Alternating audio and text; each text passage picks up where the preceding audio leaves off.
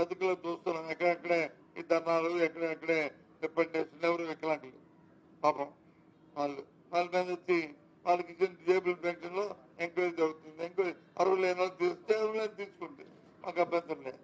కానీ అర్హులు తీస్తే ఈ రాష్ట్రంలో 7,70,000 వికలాంగుల పెన్షన్ ఉన్నాయి. నిన్న వచ్చి నోటీస్ ఇచ్చారు. ఇస్తూ ఏమి ఇచ్చారు? నోటీసులో నేను రద్దు చేస్తాను ఇచ్చారు. ఇగో నీ ఎంక్వైరీకి ఇస్తూ మీరు వెళ్ళి మళ్ళీ పెట్టుకోమని దాంట్లో రాయొచ్చు కదా. ఇగో నీ తాలూకా చేస్తాము ఇంత వచ్చింది, నువ్వు వెరిఫై చేసుకొని నువ్వు దరఖాస్తు మళ్ళీ వెరిఫై పెడితే నీకు ఉంటుంది, లేకపోతే లేదు. స్టేటేవే అర్హులైన వాళ్ళని బతుకు తీయడానికి బతుకుతున్న వాళ్ళని ఈ రకంగా వికలాంగుల్ని తీయడం ఇది బాగానా?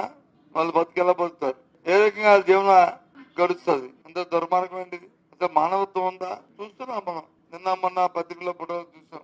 మళ్ళీ దాని మీద వచ్చి కథనాలు, ఒకళ్ళు వచ్చి చూపెట్టారు, ఒకళ్ళు అలా చూపెట్టారు, ఒకళ్ళు చూపెట్టారు. అందుకే ఒక కార్యక్రమం రూపొందిస్తున్నాం. మన ప్రాంతాల్లో, ఈ ప్రాంతాల్లో కలెక్టర్ తాలూకు అపాయింట్మెంట్ తీసుకుని వాళ్ళ సమయాన్ని తీసుకుని ఆ జిల్లాలో ఎవరైతే అర్హులైన వారు ఈ రద్దు చేశారో వాళ్ళందరినీ కలెక్టరేట్ తీసుకెళ్లి కలెక్టర్కి వచ్చి దరఖాస్తు ఇచ్చి న్యాయం చెప్పడం కోరుదామని ఒక ఆలోచనని మా బుర్రలోకి వచ్చింది. వాళ్ళ తరపుని కార్యక్రమం చేద్దాం. ముందు కలెక్టర్ గారిని ఈ త్వరలోనే వాళ్ళు ఇచ్చే సమయం లోపల తిని కానీ వాళ్ళు రెట్టిఫై చేయకపోతే 30 తర్వాత ఈ కార్యక్రమం చేస్తాం.